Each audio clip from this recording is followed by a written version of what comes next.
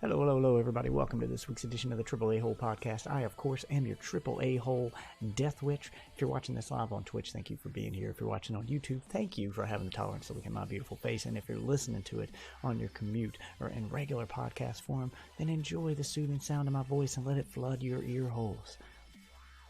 We don't have a whole lot in terms of gaming news this week, but there's a topic that's kind of been kicking around. I'm interested to get some feedback on in my mind here for quite a while.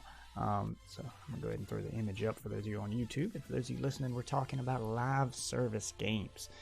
Before I jump into that, though, real quickie update to the Xbox Game Pass owners out there, or people thinking of getting it. Not only can you get Gears 5, which is an excellent game and well worth the price of admission, especially if you're getting it on Game Pass. You're only talking about spending, $15 a month for Game Pass Ultimate, and you play online. That includes Xbox Live Gold, and this will bleed into what I'm talking about with games as a service and the difference in games as a service versus service of games.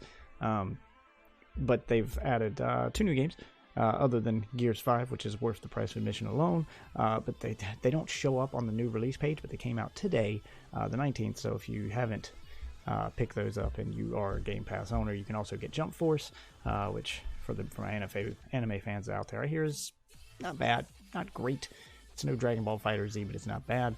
And for those of you Castlevania fans out there, Bloodstained Ritual of the Night is on Game Pass now. So if you didn't get a chance to pick that up when it launched, now you can play it right there as part of your Game Pass. So don't miss out on that. So back into the games as a service. So Xbox Game Pass, as I just mentioned, is not what I'm talking about when I say games as a service. Xbox Game Pass is more of a service that offers you games. Now that I'm all for. Sort of a Netflix of games, if you will. Games as a service are games that you're meant to play continually and that offer updated content and continue to, meant to be played indefinitely, and they just keep updating themselves so the game feels like it's growing with you and it's ever evolving and ever changing. Now, the reason I bring this up is I'm old school when it comes to games. I treat my games a lot like I treat my TV shows or my movies on Netflix. They're meant to be consumed, completed, and then moved on from. Back in the day, that's how developers of games made their money. They made a game, and you played that game. You completed that game, and then you moved on. Sometimes the game had a multiplayer component that you could jump back into and play online, and that was it. There were no microtransactions. There was no service to be had with the game. If it offered any kind of update, that was considered an add-on, a DLC, an expansion pack if you were on PC, and you paid for that update. You played that update like a mini game. It offered a substantial amount of content. If the game offered you, $60 worth of fun for, 8 to 10 hours worth of single-player content, then an expansion pack would be $10 to $15, maybe $20, and it would offer you, 2 to 4 hours of content, maybe some extra additions to multiplayer, some maps, some skins, that kind of thing. But they were meant to be consumed a lot like television shows. You'll watch them, and you can go back and revisit them, but, you're not meant to keep watching the same show forever, or at least the same episode of a show forever. You're not meant to watch the same movie forever. And then we got to live service games. And I'm excluding MMOs from this list because they were kind of the genre that kicked off this idea, but I'm kind of excluding them from the list of live service games because they're their own thing. And movies and TV shows are kind of getting into that with these long-going TV show stories that just keep going and going and going, and you're meant to continually watch that show to get the story.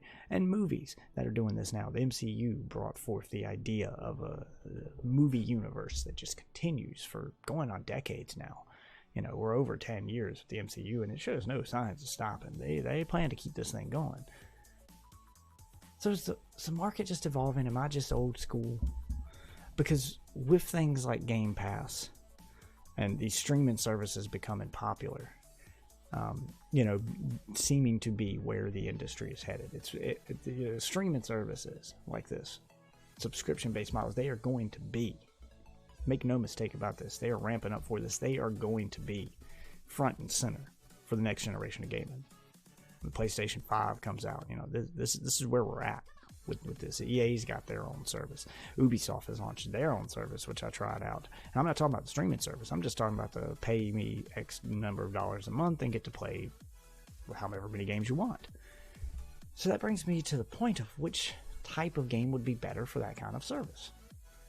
Would it be better to fill that kind of service with games like those old school games I'm talking about, where they're an experience and you play them and you complete them and then you move on to the next one? And you keep people subscribed to the service by adding more games like that and giving them more games to play?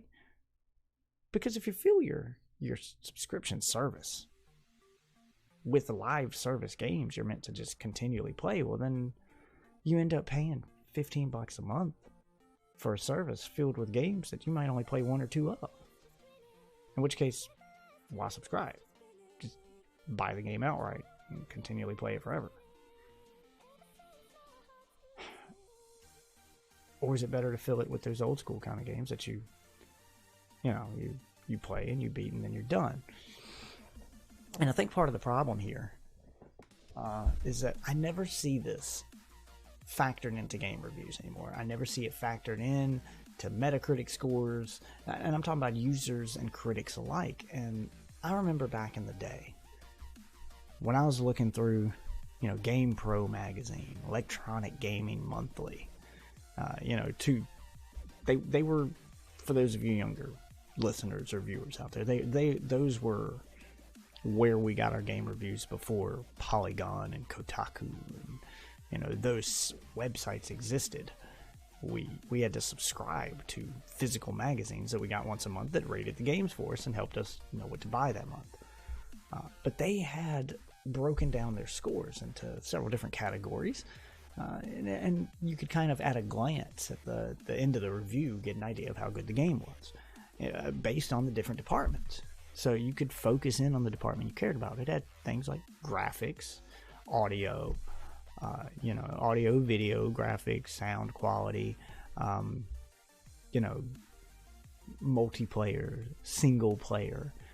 And then at the bottom, they always put in this one key factor that kind of summed up everything. They called it the fun factor. So the game had a fun factor score that didn't care how long a game was. Because I always see, and I apologize if I'm sniffing a lot, so I'm feeling a little under the weather, getting a little bit of a cold here. The weather's been changing a lot in North Carolina, and it's messing with me. Allergy season's rolled around in full swing today. And we took the kids to the park, so spent way too much time outdoors. And I have a headache. My nose is stopped up and my eyes are puffy, and nerds like me are meant to be indoors. We're indoor creatures. I'm an indoor cat. I piss on the walls. I don't go outside. Anyway, I digress. I'm trailing off. So, it was called the fun factor. When I look at a lot of reviews today, especially from users, they always seem to zero in on the wrong thing. They seem to zero in on the game's length. When they're trying to determine, nowadays, when they're trying to determine if this game that you're about to buy is worth $60 of your money, they go by the game's length. Is this $60 worth of content? Well, I beat the game in 8 hours. I don't think you judge it by the hour. That's just not, no. I should have a longer game than this for $60. But if you spent that 8 hours, see, I care about fun factor. Again, I'm old school. Did I get $60 worth of enjoyment out of this game? Did I get $60 worth of fun? 8 to 10 hours is a long campaign, I feel. But let's say that you got a game with a good 16 to 20 hour campaign in it, but the game wasn't fun to play. Is it still worth $60 because it's just long? I mean, is that how we judge games now? By the length of time you play them? Because, I mean, if that's the case, every RPG on the planet's good. Worth $60 then. And we all know that's not true. Every RPG isn't good. Every JRPG isn't good. Some people aren't into that. And even those that are, don't jump all over them. They're not all good. So I go by fun factor. And it's really hard to judge that by today's reviews, when I'm reading a review, it's really hard to get a feel for the fun factor of a game. And I get it, fun is subjective, but I have to actually, read reviews that highlight all the mechanics of a game and tell me how the game plays so I can determine, is that something I would enjoy? Instead of going, I as the reviewer had this much fun with the game and I enjoyed it, and is it worth $60? And I would definitely say that Gears, for example, feels more like an old school kind of game. And it's getting a lot of hate for its store. And I feel it's probably one of the few that's done it right so far. I feel like the campaign was long enough and it was good enough, and god damn, that emotional impact that got me on the end. If you watched me live stream that campaign, the end of that game fucked with me, and it left me wanting more. And that's what a good game should do. It should have me emotionally invested. It should have me that level of immersed in the game, and it should have me wanting more when I'm done. Just itching for more, just ready for the next game. And Gears 5 nailed that. And then I jumped in the multiplayer, and the multiplayer gave me everything I wanted out of the multiplayer. It brought back the game modes I liked, added some good additions to those game modes that I felt made them better. So it was not just everything I liked from old Gears games brought back, but it was the best version of all those things brought back, as well as some new stuff. But it gets shit for being a $60 game that includes a microtransaction store. Now, I'm kind of torn when it comes to that. I feel that if you didn't make your game good enough, that it can be profitable based on its sales alone, the sale of the actual game alone, then you just didn't make a good game. And instead of padding those numbers and getting that profit from other places like microtransactions, you should focus on making your game better. Because in the past, that's how it was done. That's how you made your money. That's how you knew if your game was good. That's how you built your fan base and built your audience and made your money, was you made a good game. The kind of stuff that, people talked about, that people wanted to rush out and get on day one. The kind of things that built a fan base. You made a game that good. And the sales, the sheer number of people that bought it, gave you enough profit to justify the making of that game and the making of a sequel to it or more content for it, etc. If your game doesn't do that, and you have to use the excuse of, well, games are expensive to make, so we need to get more money now. We're not making enough money off the sale of games. If you're not making enough money off the sale of your product, then you've made a bad product. But on the other hand, if you do have to put those things in your game, if you do, I understand. Games do have costs in 2019 that they didn't have in the 90s, that they didn't have in the 80s, they didn't have when I was growing up. Super Mario World, for example, didn't need servers, didn't need to maintain servers in an online multiplayer environment in order to, develop for it. And in order, it didn't have those overhead costs to maintain. Once the game was sold, it was sold. They didn't need to make money after the fact. So I get it. Some money does need to be made after the fact. Those servers for multiplayer games cost money. Which I could see as a good excuse for throwing microtransactions in your game if, and only if, we weren't already paying for online services to cover those costs. I mean, at face value, to anyone who doesn't think about it for longer than 2 minutes, yeah, when a company or dev claims that they need to pay for those servers, they need to keep servers up and running so we can, justify the existence of microtransactions in our game. But when you think about it for longer than 2 minutes, you go, wait a minute, I pay for Xbox Live. Shouldn't that pay for my Gears multiplayer experience? Shouldn't that be what sustains it? I mean, it is a Microsoft game after all. I'm paying for Microsoft subscription. Isn't that what Xbox Live is for? Xbox Live maintains the servers for the games. It's not like these games have dedicated servers, and they don't. You know, unless you're playing a live service game like Destiny or, you know,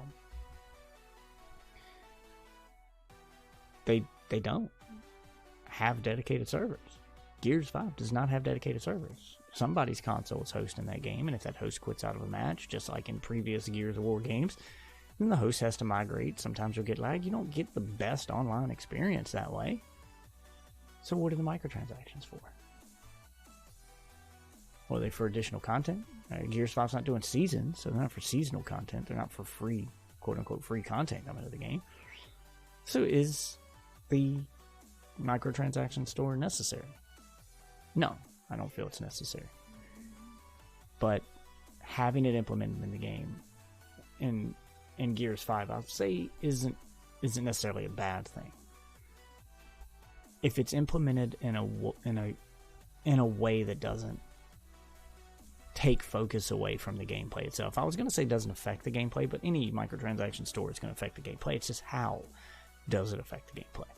And if it doesn't affect the gameplay in a negative way, and I don't just mean by, you know, making it pay to win. I mean, it doesn't affect the gameplay in a negative way in the sense that it becomes the focus of the game. And Gears 5's doesn't. Microtransaction store isn't even advertised. In fact, I didn't even know that there was a microtransaction store in the game until someone told me. It's buried in a few menus. You have to go actively looking for it. They don't advertise it when you log in. They don't say, hey, look at our store. This is what's here today. And they have rotating inventory every day, like Fortnite. So they have things to advertise. They just don't. It's this thing that the people who have a desire for that kind of, you know, purchase can go look at. But if you don't, you can pretend it doesn't exist. And it doesn't affect your gameplay at all. It doesn't become the focus of the game. The focus of the game still, I feel like when I log into Gears of War and I'm playing Gears of War, I still feel like the focus of Gears of War 5 is Gears of War. Not a microtransaction store, not a way to sell to people, not a cosmetic, but the gameplay and the game itself are what they're focused on. And that's the right way to implement a microtransaction store. There are no loot boxes.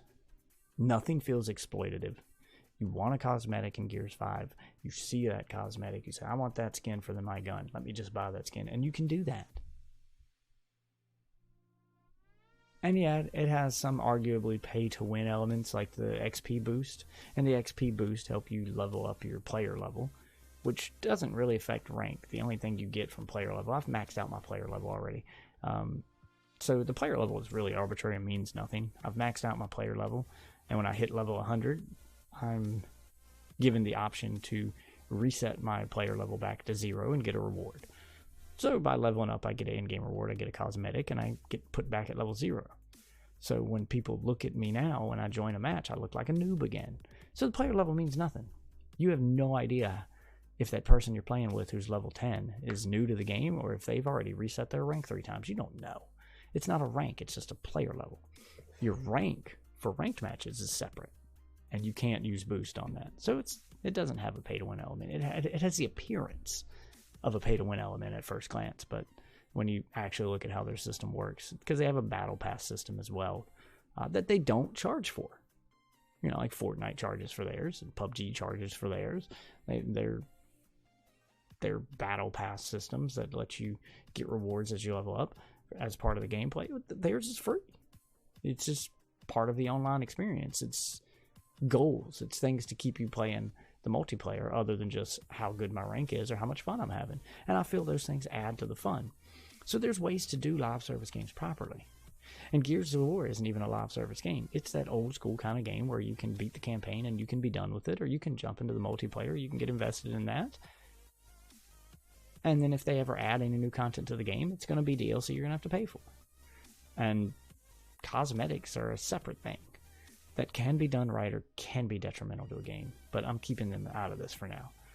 I just wanted to point out that if you're worried about those with Gears 5, I feel Gears 5 is just hitting it right on all fronts, and you don't even have to pay $60 to access it. It's part of Game Pass. Microsoft knocked it out the park with that one, so I'm giving it my attention because it deserves my applause. So Bravo, Microsoft. Bravo, the coalition. You guys knocked this one out of the park. I'm a happy Gears of War fan. I was disappointed in Judgment. I was disappointed in 4. You guys knocked it out of the park with this one. You took away the loot boxes. Now, I'm not going to give you a pat on the back and say that you're pioneers or you're ahead of your game or you're doing the right thing. You know, you don't deserve a pat on the back for taking out the loot boxes. You had them in the 4th one. You took them out of the 5th one, and that doesn't make you a hero. Okay? It just makes you someone who learned from their mistakes, because loot boxes were a mistake. So you're not doing the right thing. You're just correcting a mistake, okay? You're not setting an example. You're just not being part of the problem. And that's the bare minimum any good dev should do, is avoid being part of the problem.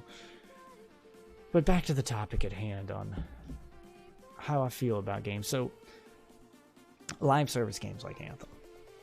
And I bring up Anthem specifically for a reason, because they've recently changed their roadmap. So if you paid $60 for Anthem, you were given a roadmap. You were given a game that felt unfinished. And that's the problem with a lot of these live service games, is they feel unfinished. You're given a roadmap with your game to say, well, this is, you know, you're paying for a service, and that game is going to continue to be a service, and this is where the game's going. You're buying a promise for $60 with a live service game. And Anthem just scrapped their roadmap.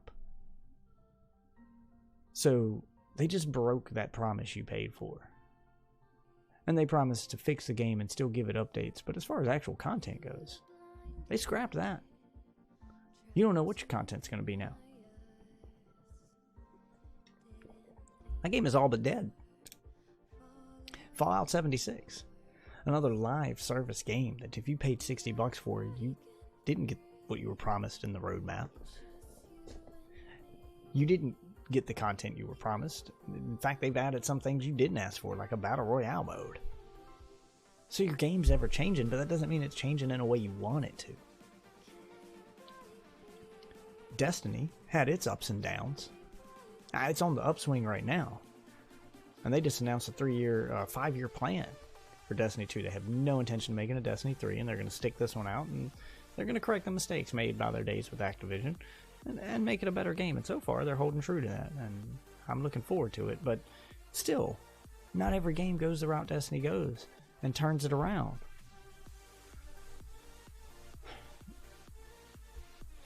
So, when subscribing to a service like Xbox Game Pass, would you, and I'm genuinely asking because I don't know the answer here, would it be better to fill that kind of service, that Netflix of games type service, if you will, with games that are more like movies, that they're meant to be consumed and enjoyed and gotten, you know, X amount of enjoyment out of it, and then you move on to something else? They're not meant to be watched forever. You don't watch the same movie every day forever. You watch your movie, you enjoy it on Netflix, and then you move on to another movie. Would it be better to fill Game Pass type service like that with those kind of games? With your blood-stained Ritual of the Night, where you play the game, you enjoy it, you beat the game, and, you know, and if you really like it, you can, you know, be a completionist, get 100%, or you can move on. But you're not meant to play that game forever. It has an end. It has a finite point when you're done. And that's the way old school games were. Even if you were a completionist who reached 100% completion of a game, 100% completion meant you completed a game. It had an end. You're not meant to play it forever. But then you're left with the question is, if you fill it with games like that, how do these devs make their money then? See, my fear for the next generation of gaming, if they start giving you these subscription services that offer you games. You know, EA's got a subscription service. Uplay's got a subscription service. Ubisoft's got a subscription service. Xbox has a subscription service. PlayStation has a subscription service. Nintendo's probably going to launch one. Nintendo's kind of the oddball out, as they never stopped being the company that made those games you were meant to consume and move on from. Nintendo doesn't have any live service games. You know, even there's Zelda Breath of the Wild, which some people are still playing. You feel like you can play forever. It does have an end. Even with this DLC, it has an end. It has 100% completion that you can do, and then you can just be done with the game. Nintendo has made pretty good profits doing that. Their hardware choices are a different topic for another day, but as far as games goes, they're proving that you can still be profitable with that type of service, but they're not doing it as part of a Game Pass type subscription model. They're still games you pay full price for, you consume, and you move on from. So my fear with those Game Pass like services, where you pay a subscription to them, is they will be filled more and more with live service type games. And if they're not filled with live service type games, they're going to be filled with exploitative microtransactions in order to make up for the fact that now people aren't paying $60 to access the game. So they're not getting those initial sales. They're all going to function more like free-to-play games, since essentially that's what they'll be. They'll be free for subscribers, you know, because I don't know how much of that subscription money, you know, you subscribe to Xbox Game Pass. I don't know how much of that subscription fee goes to the devs that provide the games for the Game Pass, or how much of it just goes in Microsoft's pocket. So I don't know. I don't know what those percentages are. So they may do something to offset that, such as fill it with microtransactions. And if that's the case, I want to urge every listener here during this transitional phase in the world of gaming, okay, in this industry-wide transitional phase, because make no mistake, that's what the next generation of gaming is going to be. It's going to be a transitional phase. It's going to be the Wild West out there, and they're going to be testing the waters with a lot of shit.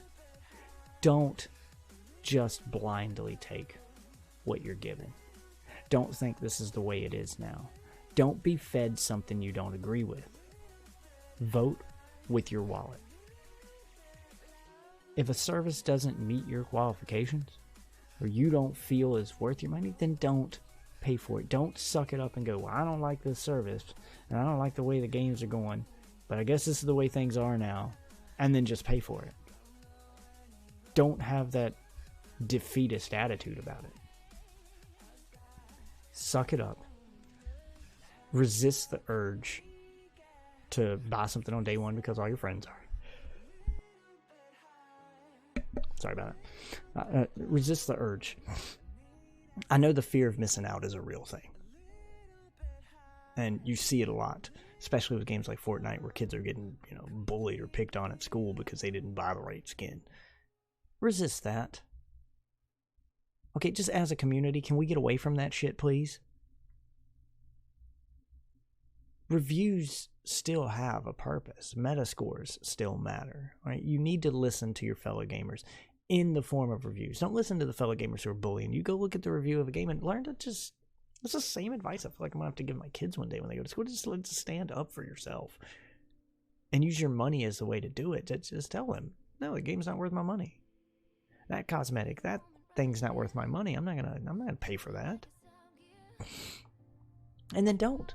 If you don't agree with a business practice, don't pay for it. If you don't want to see your games ruined with microtransactions and cut content sold back to you at a drip feed a la carte, then don't skip on the game entirely. I've skipped on games that I know I would have enjoyed because I couldn't support their business model. The Forza series. I'm not a big racing games fan. Anybody who watches the stream knows that. I don't play many racing games, but the Forza games were a series I thoroughly enjoyed. I played an unhealthy amount of Forza 3 on Xbox 360 back in the day. Forza 4 kind of introduced some microtransactions, but it was tolerable. Then came Forza 5. And it just went downhill from there. And that's where I checked out. Forza 5 is where I checked out. I haven't even looked at the ones after that. That series lost me as a fan because of those unhealthy microtransaction practices it had in it. I couldn't do it. Microtransactions can and will ruin games. And I don't want a subscription-based service for games to be their excuse for letting it. And we shouldn't either. You should subscribe to those services. If you support the idea of a subscription-based service as your, way to consume video game content, then yes, subscribe to those services, because your subscription will show that, yeah, we've got X number of subscribers, people like this service. But don't pay for microtransactions in games. Show them that you want their games on the service, and you want that kind of service, but you don't want those kind of microtransactions. Only pay for the microtransactions that you support. For instance, I would pay for microtransactions in Gears 5. Because as I aforementioned, I feel Gears 5 is doing microtransactions properly. They fucked it up in the 4th one with loot boxes and all sorts of other nonsense, but in the 5th one I feel like they've nailed it.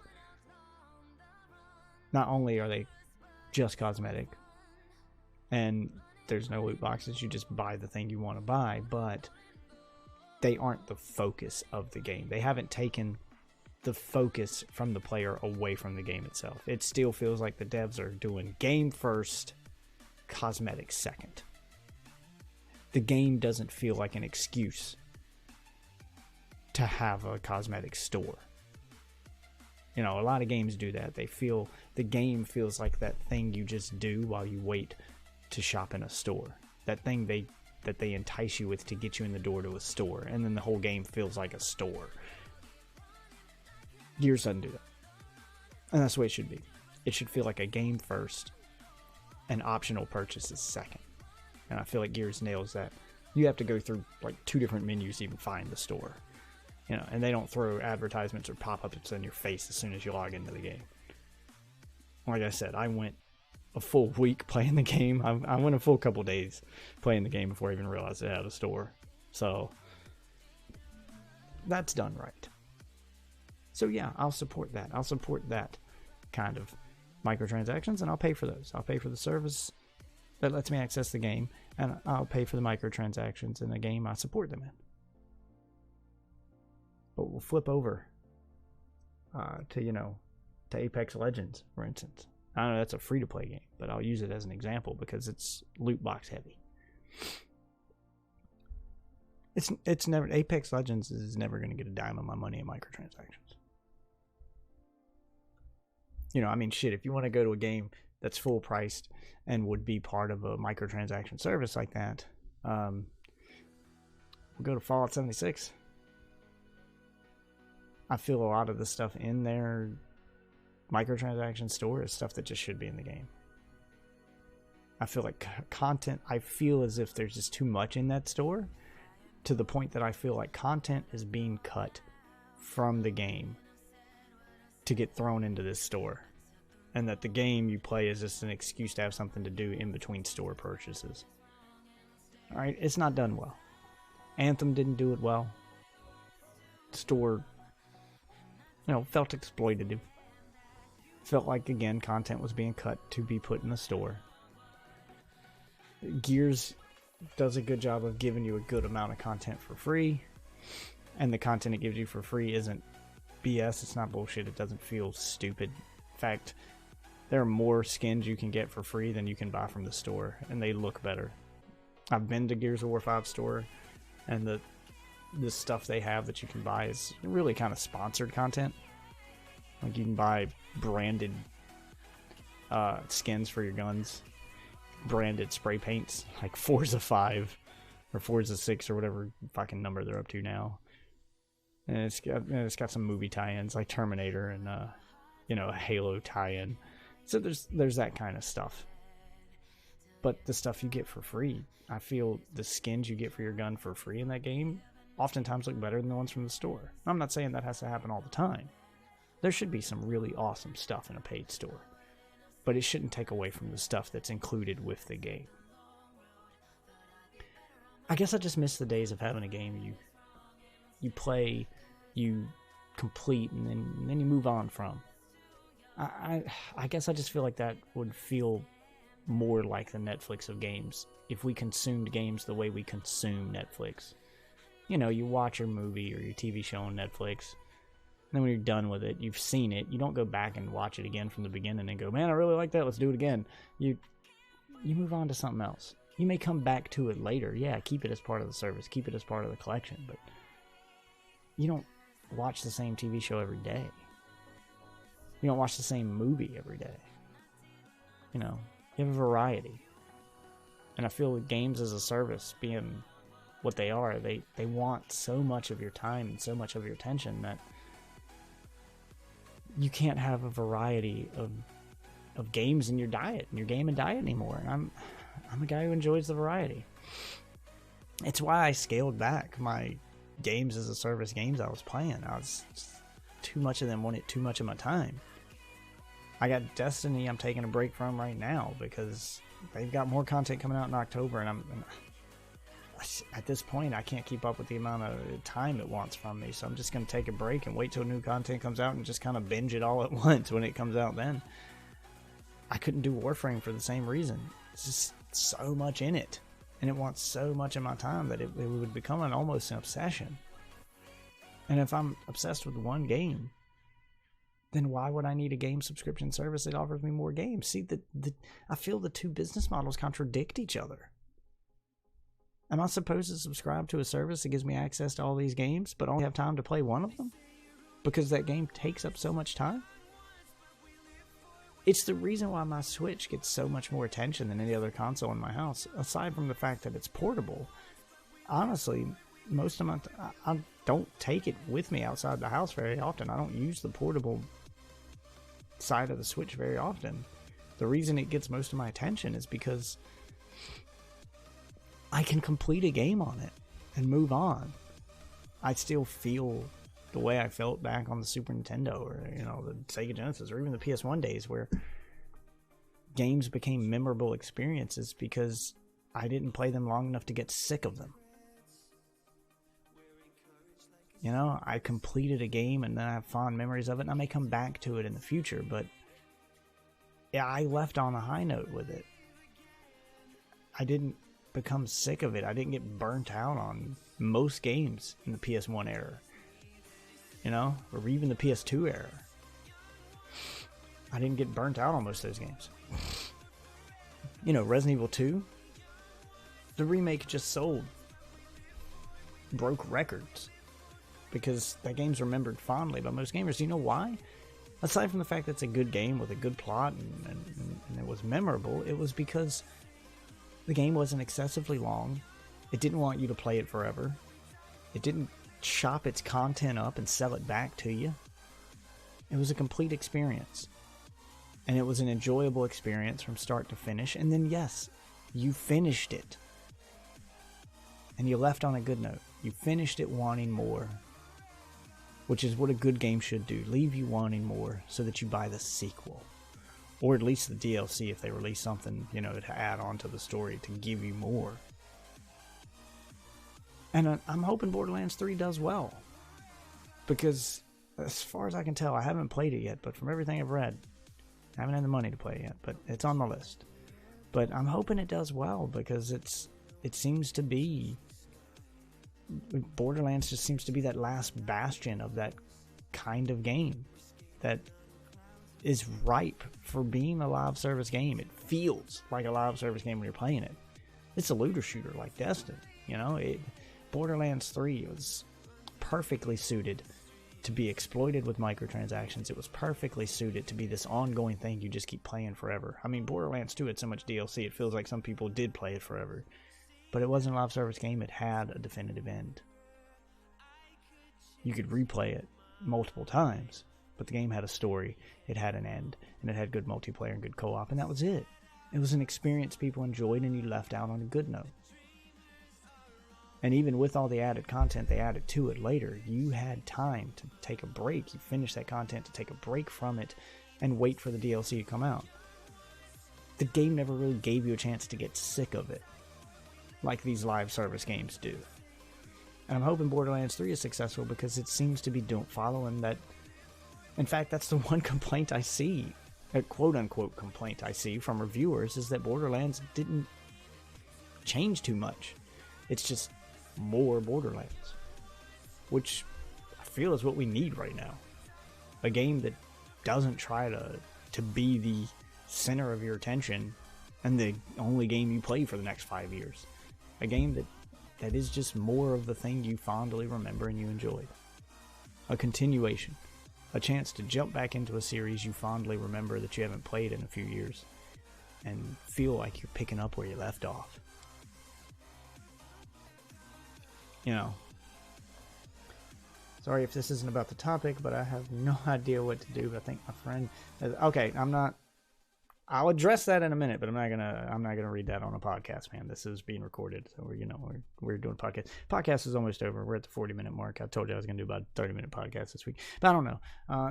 That is probably a good way to end it. I got some serious stuff going on in my chat on Twitch that I need to address. But listeners, dear podcast listeners, dear YouTube viewers, leave those comments below. Shoot me those emails. At me on Twitter, at DeathWitch on Twitter, and let me know what kind of game do you enjoy more.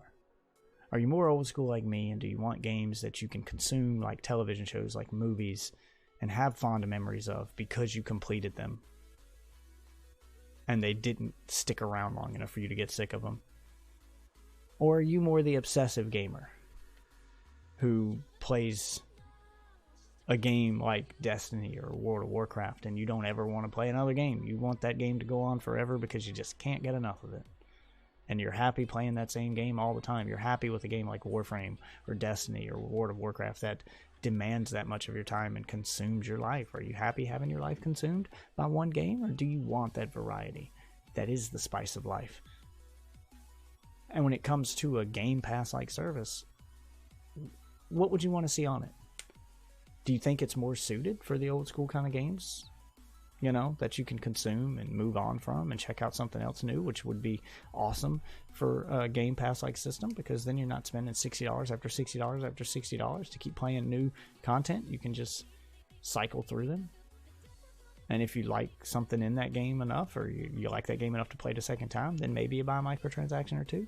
Or do you think you'd rather see more live service games so that people can subscribe to the service so that they can play more than one live service game, or they can play their favorite live service game without paying $60 up front to get access to it? Or maybe you're somewhere in the middle and you think that it has room for both. I don't know, genuinely curious, because with Google Stadia and things like that seeming to be, you know, game streaming services seeming to be the focus of the next generation of games, we have the opportunity to help shape a new market right now. But we do that with our purchases. All right, all the Reddit comments, all the forum comments, all the YouTube comments in the world aren't going to get through to these companies. You can bash them on Twitter till your thumbs fall off. It's not going to matter. What matters to them is the almighty dollar. So buy only what you enjoy. And remember that is the number one thing. That's the whole point of today's podcast. Is I just want to remind gamers that back in the day, games had a rating for what was called Fun Factor. GamePro, Electronic Gaming Monthly, those old school magazines that rated games back before the internet existed, they cared about whether or not a game was fun.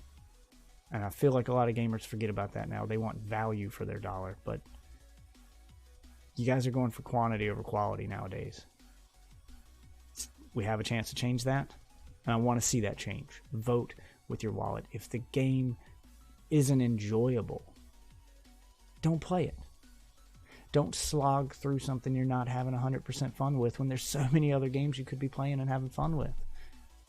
Don't buy microtransactions and support a game, and don't subscribe to that game's excuse of, well, it'll get better, it'll get good. If it's not good now, then it's not worth your time. You need to move on. Game companies need to start making games good on day one, or lose their fan base.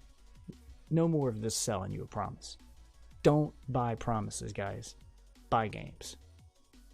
There's so many games that deserve your money because they're done, that you shouldn't be wasting your time and money on a promise. Because Anthem is a broken promise. It has fallen flat on its face, and it has abandoned its roadmap, and it is prime example of a game as a service done wrong, of the pitfalls of this kind of game, and why they should be approached with caution. So that's my 2 cents. That's my critique of the AAA gaming industry and where I think it's going, and how you have the rare opportunity to completely change it with the next generation of games. So do the right thing, guys. Come on. It's your money. You worked hard for it. Your parents worked hard for it. Somebody worked hard for it. Don't waste it. But thanks for listening. Thanks for being part of the podcast. Thanks for watching if you're watching on YouTube. Thank you for being here on Twitch, you guys. I am about to address chat. I'm wrapping up this. But thanks for making me part of your daily routine, and we'll be doing this again next week. If you got a topic you want to see covered, or you got some comments you want read live during next week's podcast, we're going back to the regular format of being more of a community discussion instead of just me ranting about some thoughts that I want to get out. But if you want to be part of that, hey, shoot me an email, at me on Twitter, let me know. For now, I'm going to let you guys go about your day, and I'm going to go about my stream. So thank you for watching, thank you for listening, and I will see you wonderful witches next week.